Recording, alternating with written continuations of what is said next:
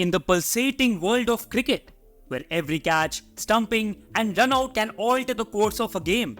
Few individuals have commanded the stage quite like Mark Boucher.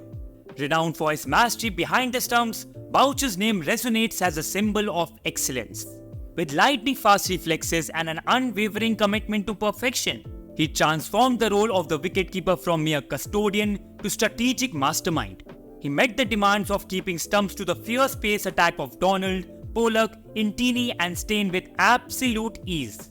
So today, we delve into the magical career of one of the greatest wicketkeepers of all time, Mark Boucher.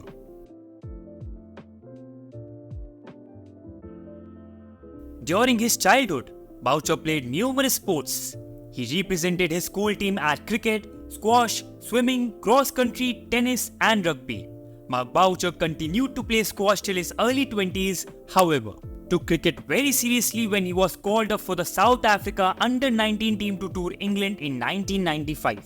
Many would usually advise that the youngsters should focus on only one game.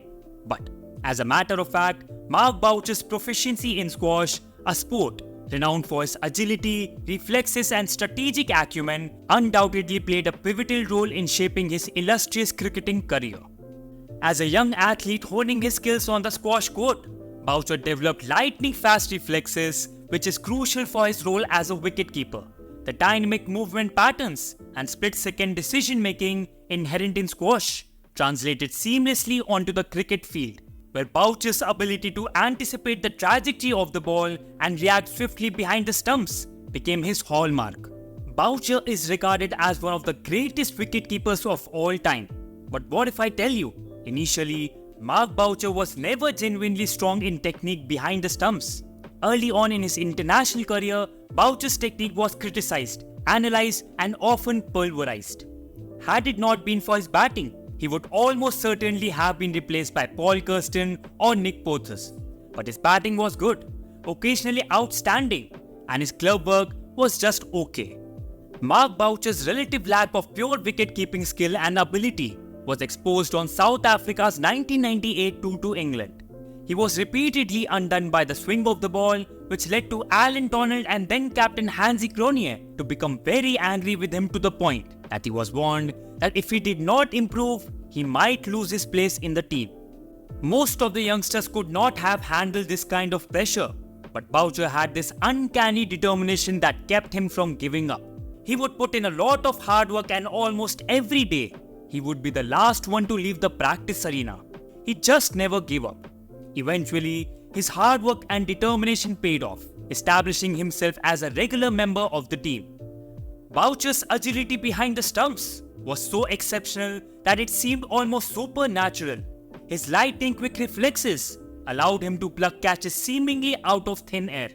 His technique, honed to perfection, enabled him to predict the ball's direction with uncanny precision.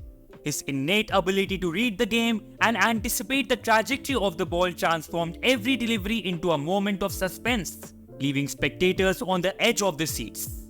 Now let's crunch the numbers. Boucher boasts the record for the most dismissals by a wicketkeeper in Test cricket, a staggering 555 scalps in 147 matches, and also in all forms of international cricket with 999 dismissals. If catches really win matches, then Boucher was a genuine match winner. In November 2011, Boucher became the first ever wicketkeeper to take 500 catches in Test matches. And again, he's the one with most catches in international cricket with 952 catches. In ODIs, he notches a 424 dismissals across 295 appearances, which is the fourth highest of all time. As you can see, he's statistically the most successful wicketkeeper in the history of the game.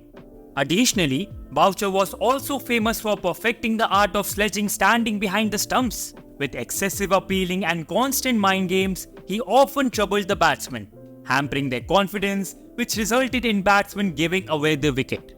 Playing in the era of Jonty, Rhodes, Alan Donald and Jack Callis, he was seldom noticed. However, he put those factors aside and played like a warrior who could never be discounted from the opposition strategies. Boucher's prowess wasn't confined to wicket-keeping alone. He wielded the bat with equal finesse. Possessing a rock-solid technique with a sound temperament, He emerged as a reliable anchor, often steering his team out of troubled waters with gritty, match-winning innings. Mark Boucher never got a chance to bat for lengthy periods, as it would often come during the end of the innings. For this reason, I feel his batting ability was somewhat not explored fully. Due to this, he scored his first half-century only after his 17th match. But despite all of this, he has produced some unforgettable innings that cricket fans celebrate till this day. His most memorable innings came in the match against Australia, where Australia posted a mammoth score of 434 in the first innings. And arguably, this is the best ODI match ever played. South Africa needed something extraordinary to win, and you all know this is exactly what they did.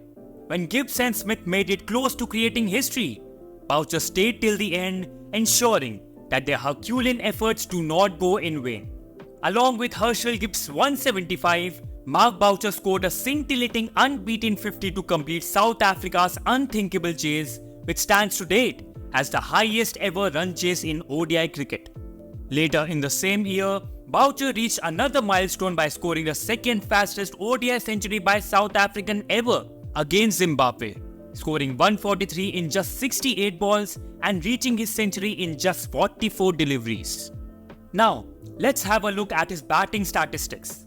Mark Boucher played 147 test matches for South Africa, scoring 5,515 runs at an average of 30.30, including 5 turns and 35 50s. Boucher played 295 ODIs, scoring 4,686 runs at an average of 28.57, including 1 century and 26 50s. He has also played 25 T20 internationals, scoring 268 runs along with 19 dismissals.